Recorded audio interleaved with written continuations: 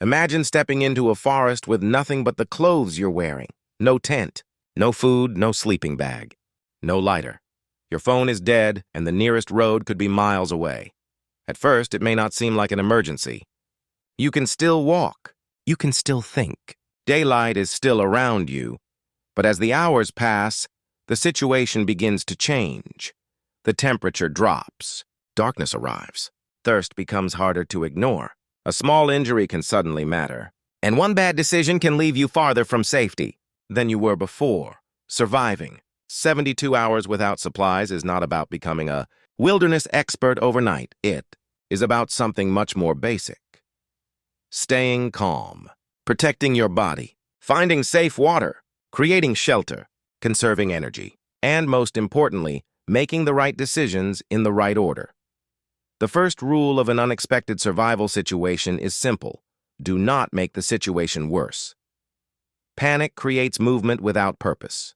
People walk farther than necessary, waste valuable energy, ignore injuries, or drink unsafe water because desperation takes over. If you suddenly find yourself stranded in the forest, your goal is not to conquer the wilderness. It is to get through the next 3 days safely. That means focusing on the things that matter most. Shelter, water, warmth, navigation, and injury prevention. The order matters.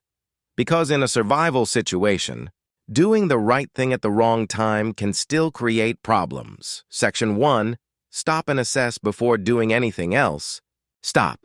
Take a few minutes to understand the situation you're actually in. Are you injured? Do you know where you are?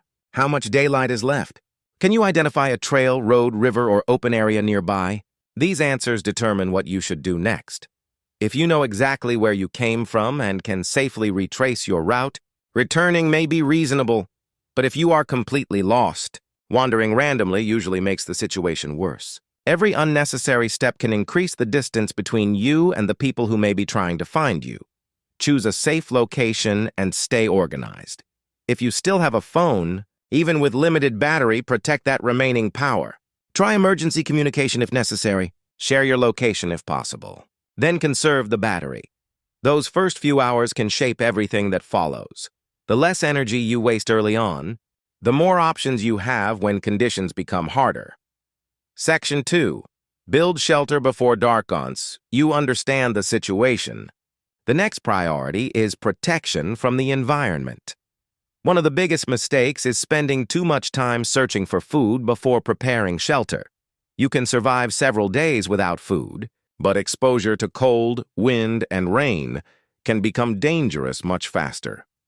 Look for natural protection, such as a large fallen tree, a rock overhang, or dense vegetation, but choose carefully. Avoid areas where water can collect, including dry creek beds and low depressions.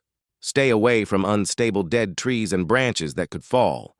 Your first shelter does not need to be comfortable.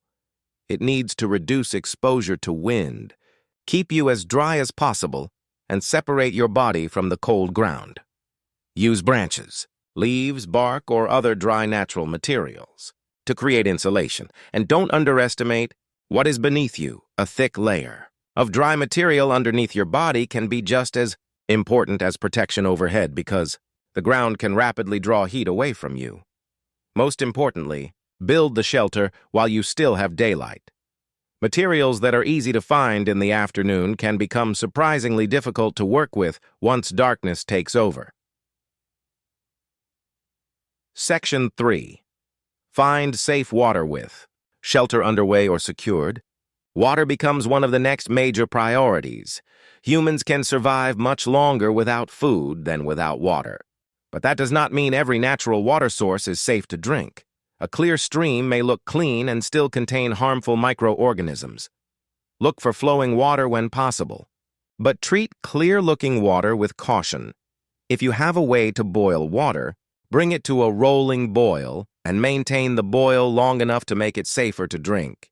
If you have a water purification method, follow its instructions carefully. Without equipment, your options become more limited.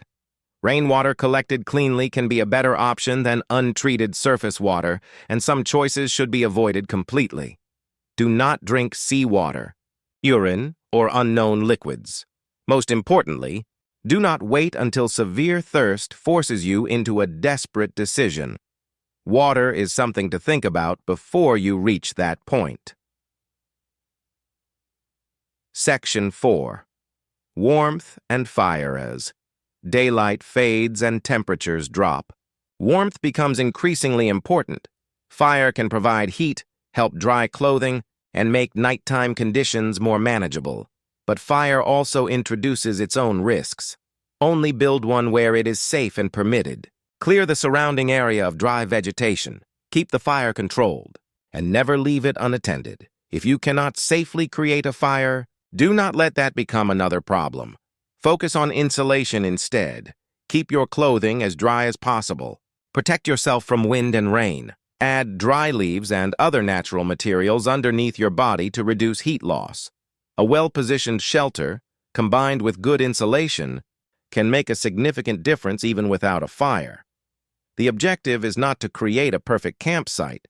It is to protect your body from losing heat faster than it can replace it. Section 5. Should you look for food?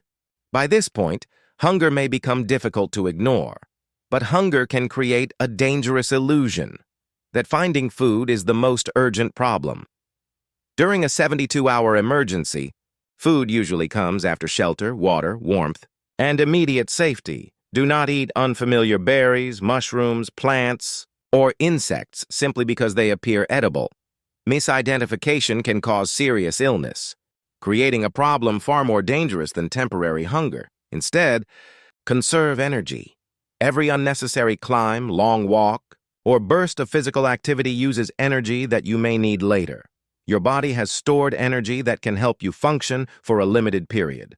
So the priority is not finding a meal. The priority is staying alive, protecting your condition, and keeping your decisions rational. When resources are limited, energy itself becomes a resource. Section 6. The 72-hour mindset. The first day is about stabilization. Find or create shelter. Secure safe water. Protect yourself from weather and injury. Do not spend your remaining energy trying to solve everything at once. Once the immediate threats are under control, you can think more clearly about what comes next. During the second day, reassess your position. If you have a reliable route toward safety, continue carefully. But if you are lost, avoid repeatedly changing direction without a clear plan. Random movement can make your situation harder to understand and can take you farther from areas where rescuers might expect to find you. By the third day, conservation becomes even more important. If rescue is possible, make yourself visible. Stay near a safe location rather than constantly moving through unfamiliar terrain. Use natural openings, trails, or clear areas where appropriate, but never put yourself in unnecessary danger simply to become easier to spot. Across all 3 days, one tool matters more than almost anything you can carry: decision-making. The forest itself may be difficult, but panic, exhaustion, dehydration, and poor choices can make it far more dangerous. Being stranded in a forest with no supplies sounds like a battle against nature.